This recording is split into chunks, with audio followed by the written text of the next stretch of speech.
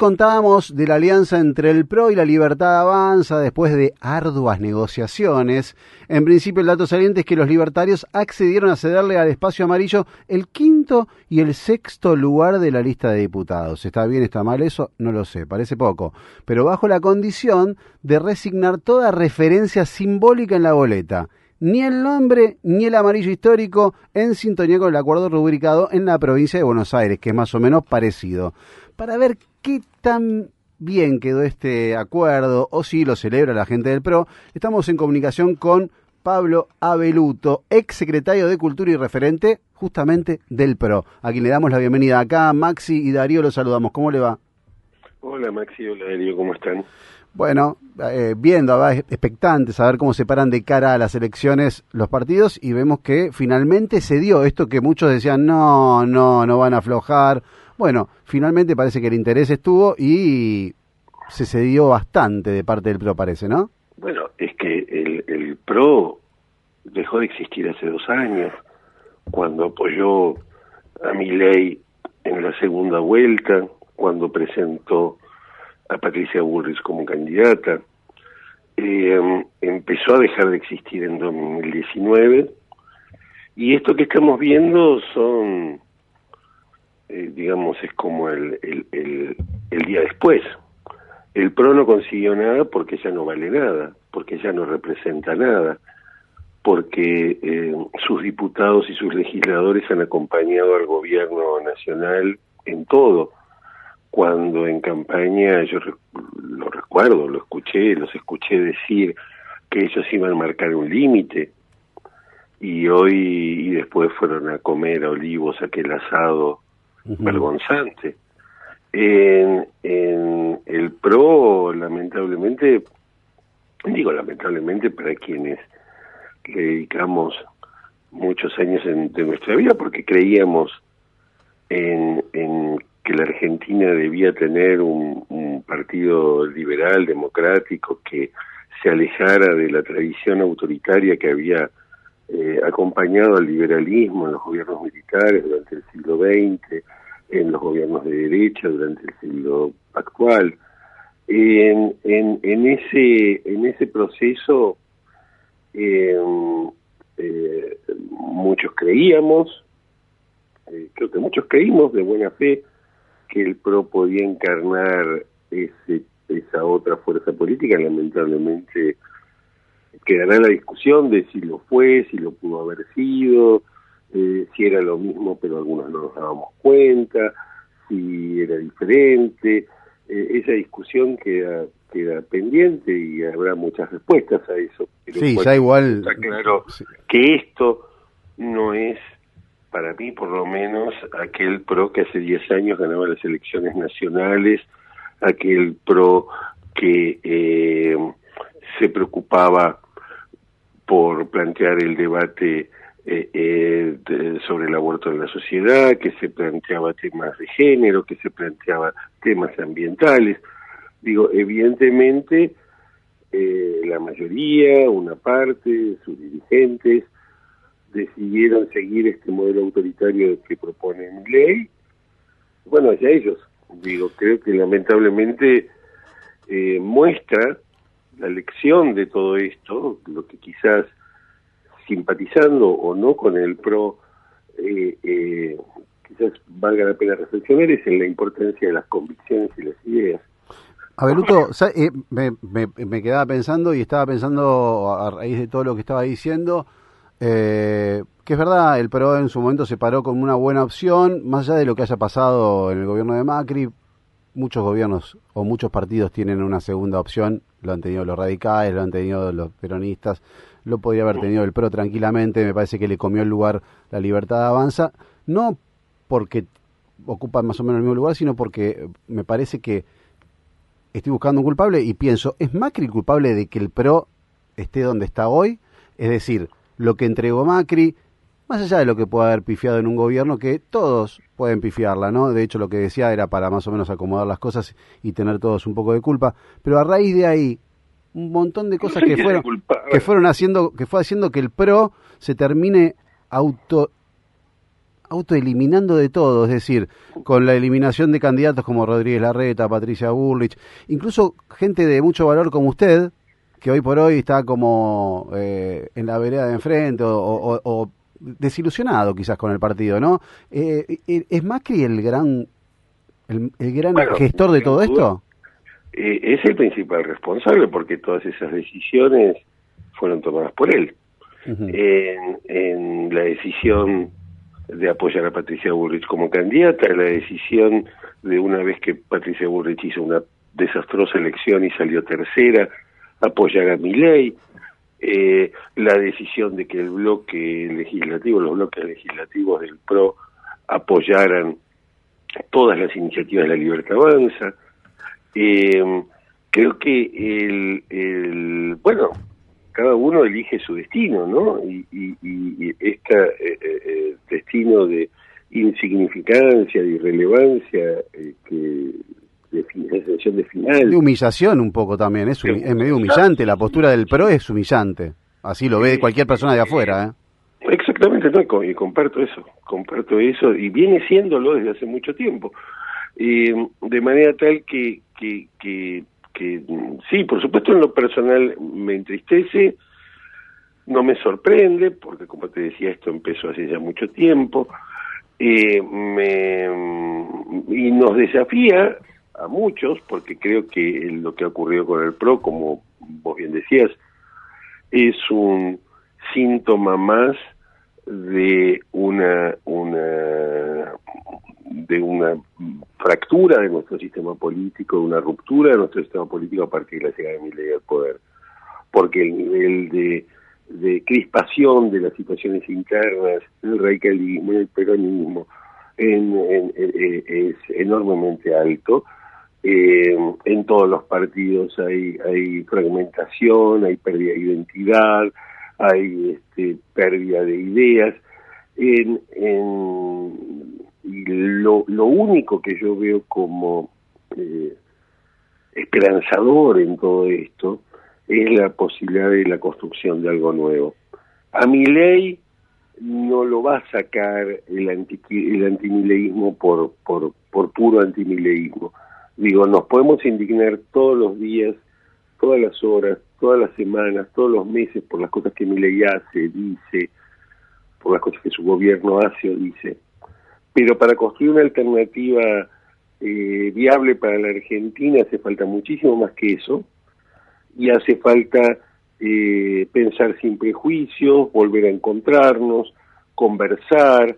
Creo que lo que va a venir después o sea, no hay un lugar al que podamos volver, no hay un pasado que nos esté esperando, pero sí hay muchos lugares a los que podemos ir, y podemos ir sin las fracturas que hemos tenido en el pasado, porque, por ejemplo, lo que ocurrió ayer con la movilización de los papás y las mamás de los chicos discapacitados, nos mostró que nuestras diferencias ya son anteriores a lo ideológico, y que tienen que ver con cuestiones humanas, con la compasión, con la empatía, con entender lo que le pasa al otro. Que en la Argentina de hoy parezca un delito manifestarse por los derechos de los discapacitados, me parece aberrante, me parece que es una sociedad que yo ya no reconozco. Entonces, creo que el camino va a requerir mucha audacia, va a requerir que personas que pensábamos que no estábamos de acuerdo busquemos nuestros puntos de encuentro y que pensemos todo de nuevo. Después de Milei vamos a tener que pensar todo de nuevo. Los que creemos que el Estado tiene que existir, los que creemos que el Estado tiene que ayudar a las familias de los chicos discapacitados, Abeluto, los que creemos que los jubilados no pueden ganar esto que ganan, tenemos una responsabilidad más allá de enojarnos e indignarnos por las barbaridades de Milei. ¿Cómo le va, Abeluto? Buenas tardes. Hola. Recién mencionaba el comienzo, en una especie de línea de tiempo, en las primeras consideraciones, el comienzo de la desaparición del PRO en 2019, o sea, previo a la cristalización de Milei en el poder, previo, como decíamos, a las alianzas que llevaron a esto. ¿Qué empezó a notar en 2019 dentro del PRO? Bueno, después de la derrota electoral de 2019, empezó un proceso en el cual se hacía necesario. Yo en aquel momento era muy cercano a Macri, lo ayudé a escribir sus libros, había una necesidad de entender lo que nos había pasado. Y te diría que yo fui viendo cómo esa explicación sobre lo que había ocurrido fue mutando en aquel momento, en los primeros tiempos de la pandemia, hacia posiciones de derecha radicalizada, donde parecía que al gobierno de Macri le había ido mal o no le había ido todo lo bien que esperábamos que le fuera, básicamente porque no había sido como el de Milei, básicamente porque no había hecho las cosas que Milei proponía y luego hizo. Es decir, todo aquello del gradualismo, todo aquello de la idea de la no confrontación, todo aquello de la tibieza, todo eso comenzó a ser criticado, en particular desde el resentimiento de quienes habían quedado fuera de la conducción estratégica del PRO hasta ese momento, que lideraba Marcos Peña, todos los sectores alineados con Patricia Bullrich. Aparecieron esos grupos de energúmenos que se llamaban los halcones, apareció el PRO, fue reduciendo esa identidad que había querido tener de fuerza liberal moderna para ir reduciéndose solamente a una expresión antidemocrática antikirchnerista. ¿Y esa identidad hoy la encuentra reflejada en algún espacio opositor? No. ¿Esos valores no los encuentra? No, creo que lamentablemente hoy lo que veo es una disparada, digamos. Creo que hay que construirlos, creo que hay que defenderlos, pero hoy no hay un partido que los exprese. Es decir, no hay un liderazgo que los exprese, ni en partidos ni en personas. Hay intentos. Está el caso de Larreta en relación a la importancia de la buena gestión. Sin duda hay principios que uno comparte con la coalición cívica, hay principios que uno comparte con el Partido Socialista, pero claramente aquello que había tenido de innovador, de rupturista el PRO en sus orígenes, hoy se ha perdido. Y se ha perdido en un punto muy identitario, porque nosotros no queríamos ser como Milei. Uh-huh. Estábamos en contra, es decir, el PRO se postulaba, se imaginaba a sí mismo como un partido alejado de los extremos, y bueno, ahí lo tenemos hoy. Correcto. ¿Y qué lectura? Uno de los extremos, ¿Y qué lectura? Porque es muy interesante, esto es cómo va mutando la cosa, ¿no? Y cómo va mutando lo electoral y la plantilla también. En un punto pienso en la gente del PRO. De repente es como que ¿hacia dónde cree que migró? Bueno, es muy interesante la pregunta, porque yo, digamos, hay, por supuesto, frente a un partido político, cualquier partido político, hay distintos grados de participación, ¿no? Están los militantes, están los que te votan, están los simpatizantes, y están los dirigentes. Lo que claramente hay es un divorcio extremo entre la dirigencia del PRO y la gente, que ya se vio en la elección de la Ciudad de Buenos Aires. O sea, de vuelta, esto que hoy vemos, entierro del PRO, esta disolución de la especificidad del PRO, que ustedes señalaban, ni el nombre, ni el color, ni un símbolo, nada. Sí, es la verdad lo que decíamos, se humilló, es como que está arrodillado, limosneando, la verdad, la postura de Macri. Perdiste tu identidad, la perdiste antes. Es llamativo, la verdad, como que uno desde la política, aparte digamos la verdad también, no es creíble eso de que la verdad que creemos en la gestión y tenemos los mismos planes y las mismas ideas. Nadie le cree eso ya a un político, es todo un verso de hace 30.000 años que ya la gente lo mira y medio que se ríe en la cara cuando dicen eso los políticos, y yo lo que dice enuncia Macri, o sea que ni se sostiene con eso. ¿Dónde está el punto de interés? Es que no lo logro leer. Bueno, yo creo que uno de los puntos de interés, uno de los incentivos que tienen los políticos profesionales normalmente es su supervivencia. Y ellos creen que esto implica supervivencia cuando en realidad implica extinción. Por eso es un error tan grave el que se cometió, porque en nombre de sobrevivir, perdiste tu identidad. Digo, a ver, la identidad de los partidos es como la identidad de las personas, es finalmente lo único que tenemos al final del día. Cuando lo perdés, no tenés más nada, y por eso la Libertad Avanza ya no le da nada, porque ha perdido todo el respeto en el PRO. Claro. Abeluto, lo llevo a un caso de esta semana que resonó muchísimo y que se lo vincula con el personal periodístico de la emisora Radio Con Vos. Yo le pregunto por dos motivos. El primero, por su trayectoria en la comunicación, y segundo, porque sé que tiene periodistas que son muy cercanos a usted en Radio Con Vos, como Ernesto Tenenbaum y demás. ¿Qué lectura hace? Porque se habló mucho de límites a la libertad de expresión a través de la composición societaria de la emisora, ciertas arbitrariedades que se cometieron con periodistas. ¿Cómo lee este caso que resonó muchísimo, el de esta emisora Colega FM? Bueno, yo lo que veo ahí, como lo vi en otras situaciones, en otros medios, es un momento muy difícil para cualquier medio que no esté alineado con lo que el gobierno piensa y quiere comunicar, y del modo en el que lo quiere comunicar. Eso sin dudas, sumado a una situación muy mala para el mercado publicitario, que es del cual finalmente se alimentan las radios.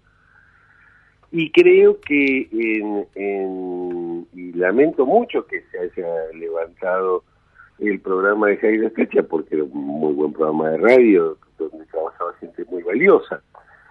Creo que además en los medios, hasta donde los he estudiado y hasta donde en mi paso por la facultad, tanto como estudiante como docente, los medios construyen comunidades con sus audiencias, los buenos medios, los medios exitosos. Producen identificaciones, se te vuelven como parte de la familia, no importa si es un streaming en YouTube, si es una emisora de radio, si es un medio gráfico, si es un medio digital, pero hay una apropiación que los oyentes o las audiencias hacen de esos medios, hay como una suerte de contrato tácito entre las audiencias y los medios, y cuando eso se rompe, por la razón que sea, porque la verdad es que desconozco qué fue lo que pasó y si bien tengo todos mis recelos sobre la situación actual de la libertad de prensa, no tengo ninguna evidencia sobre si hubo o no hubo un rol del gobierno en relación a eso. ¿Cuáles son esos recelos, perdón, hoy con el gobierno de Milei? Digo que el presidente y su gobierno desconfían de la prensa como institución en general, desconfían de todo aquel que disiente, independientemente de sus posiciones políticas. Y basta ver con la lista de periodistas atacados por el gobierno o por sus voceros en las redes sociales o en los streamings, para darse cuenta que ahí no hay un problema ideológico, porque ahí entran todos. Incluso si uno arma la lista se va a encontrar con gente que se detesta entre sí. Claro. Sí. Que piensa muy distinto. Totalmente. Ahí entran kirchneristas y antikirchneristas, liberales y jóvenes y viejos, hombres y mujeres, gente que trabaja en medios más cercanos al oficialismo y gente que trabaja en medios más alejados del oficialismo. Es decir, el gobierno con lo que tiene un problema, que piensa diferente, es que no piensa como él, que cree que es un enemigo, un mandril, alguien que hay que eliminar, alguien que tiene parásitos que le metieron en la cabeza en la facultad o en el mundo de la cultura. El discurso fascista que tiene este gobierno es para mí una gravedad enorme. A mí me cuesta ver que liberales, personas que se dicen liberales, personas que incluso han sido compañeros de ruta en algún momento de la vida de uno, subvaloran la gravedad que tiene el lenguaje presidencial, los ataques, las humillaciones, los insultos sobre la práctica periodística. Yo creo que es un momento muy complejo así como es un momento riquísimo por las posibilidades innovación tecnológica, de acceso a un micrófono que tenemos todos, que antes no teníamos. También es un momento muy complejo para la industria periodística, para la profesión periodística, y sobre todo frente a un gobierno que no tolera el disenso. Abeluto, No tolera el disenso en ninguna de sus expresiones, ¿no? Coincidimos plenamente. Da para seguir charlando mucho tiempo más, es muy interesante la charla. Tenemos que ir al informativo, como en toda AM hay que respetarlo, las 1:30 en punto. La verdad, lamentablemente, nos queda para una segunda temporada, así que seguramente lo contactaremos nuevamente para poder seguir charlando de todo esto, porque la verdad que es sumamente interesante hablar con usted. Cómo no, un abrazo muy grande. Y hasta la próxima. Hasta la próxima. Pablo Abeluto, ex secretario de Cultura y referente del PRO.